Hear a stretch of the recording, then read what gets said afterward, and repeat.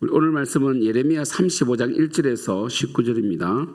유다의 요시야 왕의 아들 요야김 때에 여호와께로부터 말씀이 예레미야에게 임하여 이르시되 너는 레갑 사람들의 집에 가서 그들에게 말하고 그들을 여호와의 집 한 방으로 데려다가 포도주를 마시게 하라 하시니라. 이에 내가 하바시냐의 손자요 예레미야의 아들인 야사냐와 그의 형제와 그의 모든 아들과 모든 레갑 사람들을 데리고 여호와의 집에 이르러 익다라의 아들 하나님의 사람 하난의 아들들의 방에 들였는데 그 방은 고관들의 방 곁이요 문을 지키는 살룸의 아들 마세아의 방 위더라. 내가 레갑 사람들의 후손들 앞에 포도주가 가득한 종지와 술잔을 놓고 마시라 권하매 그들이 이르되 우리는 포도주를 마시지 아니하겠노라. 레갑의 아들 우리 선조 요나답이 우리에게 명령하여 이르기를 너희와 너희 자손은 영원히 포도주를 마시지 말며 너희가 집도 짓지 말며 파종도 하지 말며 포도원을 소유하지도 말고 너희는 평생 동안 장막에 살아라. 그리하면 너희가 머물러 사는 땅에서 너희 생명이 길리라 하였으므로 우리가 레갑의 아들 우리 선조 요나답이 우리에게 명령한 모든 말을 순종하여 우리와 우리 아내와 자녀가 평생 동안 포도주를 마시지 아니하며 살 집도 짓지 아니하며 포도원이나 밭이나 종자도 가지지 아니하고 장막에 살면서 우리 선조 요나답이 우리에게 명령한 대로 다 짓게 행하였노라. 그러나 바벨론의 느부갓네살 왕이 이 땅에 올라왔을 때에 우리가 말하기를 갈대아인의 군대와 수리아인의 군대를 피하여 예루살렘으로 가자 하고 우리가 예루살렘에 살았노라. 그때 여호와의 말씀이 예레미야에게 임하여 이르시되 만군의 여호와 이스라엘 하나님께서 이와 같이 말씀하시니라. 너는 가서 유다 사람들과 예루살렘 주민에게 이르기를 너희가 내 말을 들으며 교훈을 받지 아니하겠느냐. 여호와의 말씀이니라. 레갑의 아들 요나답이 그의 자손에게 포도주를 마시지 말라 한 그 명령은 실행되도다. 그들은 그 선조의 명령을 순종하여 오늘까지 마시지 아니하거늘 내가 너희에게 말하고 끊임없이 말하여도 너희는 내게 순종하지 아니하도다. 내가 내 종 모든 선지자를 너희에게 보내고 끊임없이 보내며 이르기를 너희는 이제 각기 악한 길에서 돌이켜 행위를 고치고 다른 신을 따라 그를 섬기지 말라. 그리하면 너희는 내가 너희와 너희 선조에게 준 이 땅에 살리라 하여도 너희가 귀를 기울이지 아니하며 내게 순종하지 아니하였느니라. 레갑의 아들 요나답의 자손은 그의 선조가 그들에게 명령한 그 명령을 지켜하나 이 백성은 내게 순종하지 아니하도다. 그러므로 만군의 여호와 이스라엘의 하나님께서 이와 같이 말씀하시니라. 보라 내가 유다와 예루살렘의 모든 주민에게 내가 그들에게 대하여 선포한 모든 재앙을 내리니 이는 내가 그들에게 말하여도 듣지 아니하여 불러도 대답하지 아니함이니라 하셨더라. 예레미야가 레갑 사람의 가문에게 이르되 만군의 여호와 이스라엘 하나님께서 이와 같이 말씀하시기를 너희가 너희 선조 요나답의 명령을 순종하여 그의 모든 규율을 지키며 그가 너희에게 명령한 것을 행하였도다. 그러므로 만군의 여호와 이스라엘 하나님께서 이와 같이 말씀하시니라. 레갑의 아들 요나답에게서 내 앞에 설 사람이 영원히 끊이지 아니라 하시니라. 아멘. 이 예레미야 35장 레갑 사람들에 대한 이 말씀은 굉장히 유명하면서도 정말 이 이스라엘의 그 멸망 가운데서도 분명한 믿음을 지키고 있는 이 레갑의 후손들을 통하여 우리가 이때에 정말 이 신앙적으로 혼란된 이 땅을 살아가는 우리 기독교인들이 정말 이 흔들리지 아니하고 하나님의 말씀을 지켜나가는 이러한 신실함이 있어야 되지 않는가 하는 것을 말씀해 주면서 우리의 삶에 경종을 울립니다.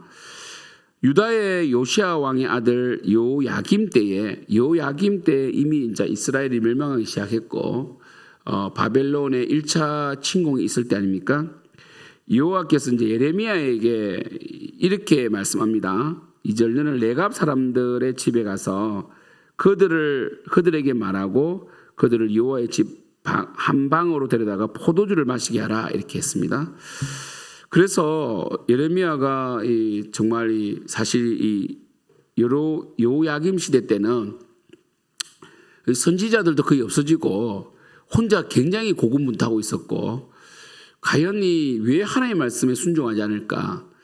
과연 인간에게는 가능성이 없는가? 이렇게 괜히 고뇌하고 있을 때거든요. 근데 하나님께서 예레미야에게 힘을 주기 위하여 마치 그 엘리야가 거의 이세벨에게 쫓겨갈 때에 하나님께서 바알에게 무릎 꿇지 않은 7,000명이 있다 그랬고, 또 그 다음에 바울이 이 아가야 지방에 복음을 전할 때 괜히 두려웠을 때에 이 성에 나의 백성이 많다 했던 하나님의 말씀처럼 이 하나님께서는 항상 이 엘리야 신드롬이라 그러죠. 그래서 이 고군분투하는 이 하나님의 이 백성들에게 이 동력자를 연기시켜 주어서 힘을 내게 하실 때가 있거든요. 그것처럼 예레미야에게 있어서 레갑 사람들은 굉장한 충격이었고, 어찌 보면 예레미야가 혼자 너무 고통스러울 수 있잖아요. 레갑 사람을 통하여 레갑이 후손도를 통해서 힘을 얻을 수 있는 이런 내용인데, 그래서 포도주를 마시게 하라고 했더니 이 하바사냐의 손자요 예레미야 아들인 야사냐와 그 정인들이죠. 정인들 그의 형제와 모든 아들과 모든 레갑 사람들을 데리고 여호와 집에 이르러 익다라의 아들 하나님의 사람 하난의 아들들의 방에 들었는데, 그 방은 고관들의 방곁이요 문을 지키는 살룸의 아들 마세의 방위더라. 그래서 굉장히 이 정치적으로 권력을 가진 자의 앉아 이 고관들의 집에서 이제 이 청한 거죠. 내가 레갑 사람들의 후손들 앞에 포도주가 가득한 종지와 술잔을 놓고 마시라 권했더니 그들이 마시지 않는 거예요. 사실 이스라엘 백성에게 포도주는 약간의 음료와 같은 거기 때문에 일반적으로 물 대신 마시기도 하는데, 포도주를 마시지 않는 것은 그런 점에서 굉장한 절제. 마치 지금 이 시대로 치면 콜라를 안 마신다라든지 커피를 안 마신다든지 탄산을 안 마신다 이런 것과 똑같은데, 그것보다 더 종교적입니다. 더 영적인 의미가 있어요. 포도주를 마시지 않는 것은. 왜냐하면 포도주를 마시지 않는 것은 이 나시린 법과 관련돼 있잖아요. 어떤 쾌락적인 생각도 하지 않겠다. 그러니까 포도주를 마시지 않는 것은 내 삶에 어떤 쾌락도 허용하지 않겠다. 한순간도 내가 방심하지 않겠다. 이런 의미거든요. 나시린들은 포도 관련된 포도 껍데기도 이 맛을 볼 수 없잖아요. 그만큼 포도가 달고 그리고 취할 수 있는 좀 합법적인 이 약간 알코올인데, 레갑 후손들은 포도주를 마시지 않았다는 거죠. 몇 대에 걸쳐서. 굉장히 충격적인 일이죠. 예레미야도 포도주를 안 마셨다 하지는 않습니다. 그 당시에 포도주는 어린아이도 마실 정도로 음료로 이렇게 먹었단 말이에요. 그런데 포도주는 사실은 이 자연 발효가 되기 때문에 알코올 성분이 있습니다. 그 레갑 사람들은 이 포도주를 마시지 아니하겠노라. 그래서 레갑의 아들 우리 선조 요나답이 우리에게 명령하여 이르기를, 이 레갑은 이름 아시죠? 우리 예후 때 예후가 이 아합 집을 뒤집어 엎을 때, 아합 그 우상 숭배했던 북이스라엘을 완전히 우상으로 물들였던 이 아합 집을 뒤집어 엎을 때 예후의 이제 파트너가 이 레갑인데, 우리 선조 요나답이 우리에게 명령하여 이르기를 너희와 너희 자손은 영원히 포도주를 마시지 말라 이랬습니다. 나시린법이거든요. 포도주, 그러니까 나시린은 아닌데 나시린처럼 사는 거예요. 그죠? 마치 평신도가 목회자처럼 사는 거죠. 하나님을 사랑하고 교회를 사랑하고. 7절 너희가 집도 짓지 말며 파종도 하지 말며 포도원을 소유하지도 말고. 그러니까 포도주를 마시지 않는데 포도원을 소유할 수는 없죠. 이율배반이잖아요. 그죠? 마치 스티븐 잡스가 스마트폰을 만들어 놓고 자기 자녀들은 스마트폰을 쓰게 하지 못했던, 그죠? 좀 이율배반적이잖아요. 그죠? 그래서 이 집도 짓지 말라 그랬습니다. 그러니까 나그네처럼 살라는 거죠. 아브라함과 이삭과 야곱이 나그네처럼 살았잖아요. 장막을 짓고 살았거든요. 이 본향을 사모하면서. 파종도 하지 말라 그랬어요. 그러니까 이 직업적인 녹봉만 받지 재산을 축적하지 말라는 거죠. 사실 집을 짓지 않는 거 쉬운 거 아닙니다. 또한 이 재산을 축적하지 말며 포도원을 소유하지 말고 너희는 평생 동안 장막에 살아라. 장막에 살아라 이랬습니다. 장막에. 그러니까 이거는 나그네 인생이죠. 이 땅에 탐욕을 부리지 마라. 그게 쉽지 않잖아요. 그러니까 그들은 굉장히 쾌락적이고 부유하게 살지는 못했을 거예요, 분명히. 그러나 그냥 절제적인 삶을 살았단 그죠. 우리나라로 치면 다산 정약용 같은 분, 그죠? 이렇게 볼 수 있죠. 뭐 태계 유황 이런 분들. 우리나라의 어떤 이 선조들도 이런 분들 많은데 정말 이들은 참 이 믿음의 이 절개, 율법에 대한 이 굉장한 이 무게감을 가지고 살았다는 거거든요. 그렇게 살면 어떻게 됩니까? 너희가 머물러 사는 땅에서 너희 생명의 길이라 하였으므로 사실은 이렇게 사는 것은 편하고 부유한 삶은 아닙니다. 그런데 뭡니까? 생명은 길다. 왜? 탐욕을 부리지 않으니까. 욕심이 그리고 탐욕이 이제 죄를 불러오고 죄가 사망을 가져오잖아요, 그죠? 그래서 생명이 길 것이다 이렇게 말했다고요. 얼마나 힘들었겠어요. 세상적인 어떤 쾌락도 즐기지 아니하고 그 다음에 집도 짓지 않고 파종도 하지 않고 포도원도 소유하지 않는, 그죠? 엄청 힘들 것 같아요. 8절 우리가 레갑 아들 우리 선조 요나답이 우리에게 명령한 모든 말을 순종하여 우리와 우리 아내와 자녀가 평생 동안 포도주를 마시지 아니하였다.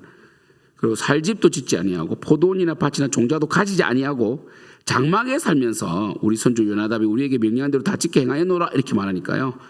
굉장히 충격을 받은 거죠. 예레미야가 어떻게 레갑의 아들 요나답의 말을 그 선조의 말을 이렇게 잘 받들 수 있을까? 참 이스라엘 백성들은 돌에 새겨준 율법도 지키지 아니하고 수많은 선지자를 보내었으나 지키지 아니했는데 어떻게 이들은 이렇게 그 선조의 율법과 연관된 말씀을 잘 지킬 수 있을까? 충격을 받은 거죠, 그죠? 그러나 바벨론의 느부갓네살 왕이 이 땅에 올라왔을 때 우리가 말하기를 갈대아인의 군대와 수리아인의 군대를 피하여 예루살렘으로 가자고 우리가 예루살렘에 살았다. 그들은 이제 성 안으로 들어온 거죠. 원래 성 밖에 살았다는 거죠. 성 안과 성 밖은 다릅니다. 성 안은 보호가 되는 곳이고 또 소유가 있는 곳입니다. 그래서 이 성 안에 있는 가옥들은 이 사고 팔고 할 수 있단 말이에요. 그런데 그들이 이렇게 말하는 거죠. 이 안으로 들어왔다. 그때 이제 하나님께서 그렇게 말씀하시는 거죠.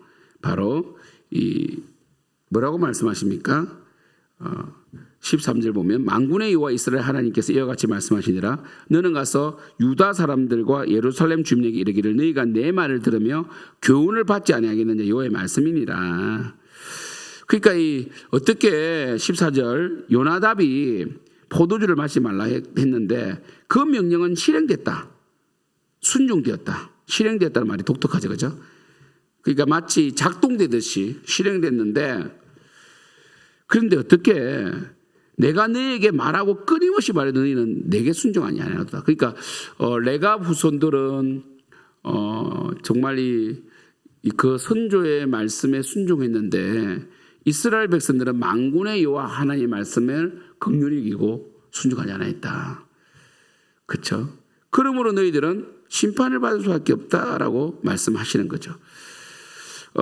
제가 늘 말씀드리듯이 우리가 많은 말씀을 안다고 해서 되는 것이 아니고 한 말씀이라도 순종하는 겨자씨 한 알만한 믿음이 있으면 이 뽕나무가 뽑혀 바다에 던지오라 해도 던져지고 이 산들어 들려 바다에 던지려 된다.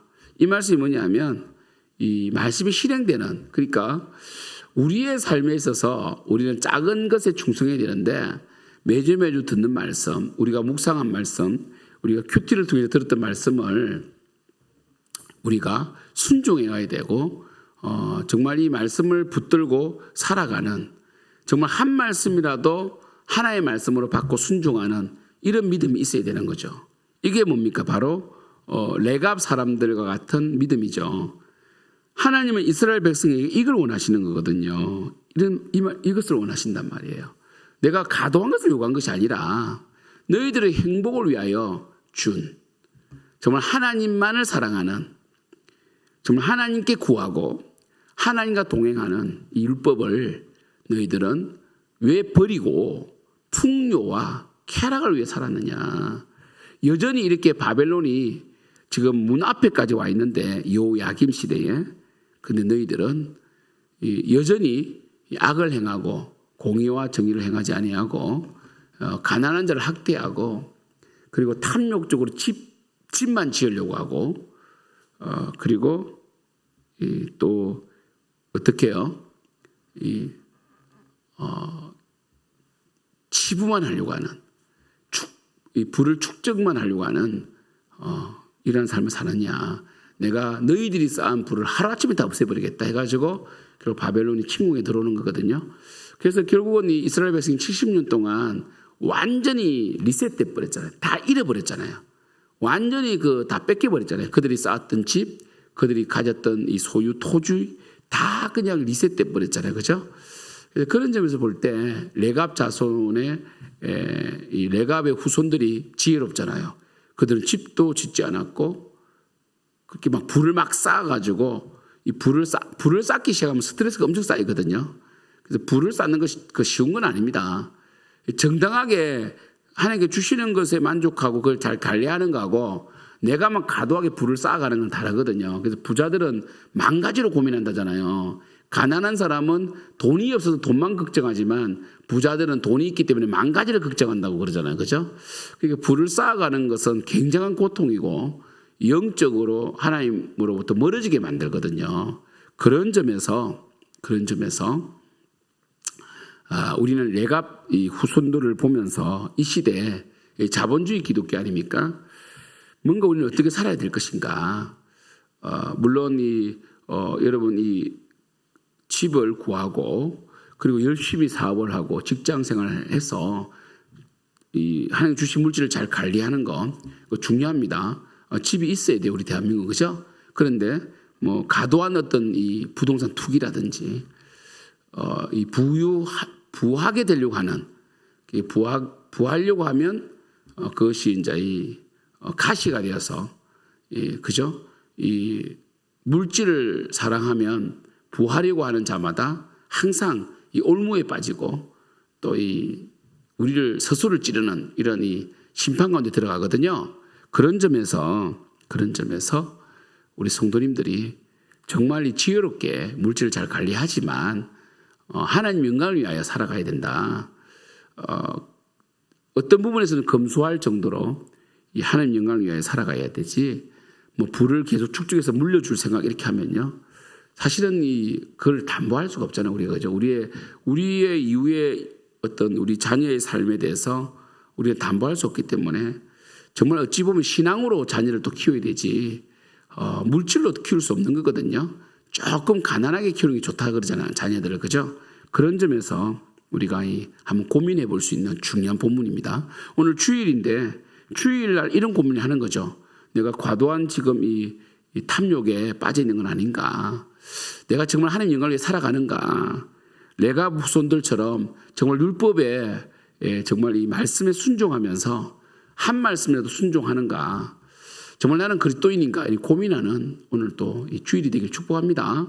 기도하겠습니다. 하나님 아버지, 정말 우리는 과연 그리스도인으로서 하나님께 영광을 돌리며 아버지 영광을 위해 살아가고 있는가? 아니면 정말 이 하나님을 빙자하여 내 욕망을 채우고 있는 것은 아닌가? 과연 나는 한 말씀이라도 순종하고 있는가? 돌아볼 수 있는 주일 되기를 소원합니다. 그래서 하나님 앞에 다시 서게 하시고 하나님과 동행하며 레갑 후손들처럼 정말 이 탐욕적으로 사는 것이 아니라 겸손하게 검소하게 정말 본질적으로 영적으로 살아가는 저희들 될 수 있도록 역사하여 주시옵소서. 예수님의 이름으로 기도드립니다. 아멘.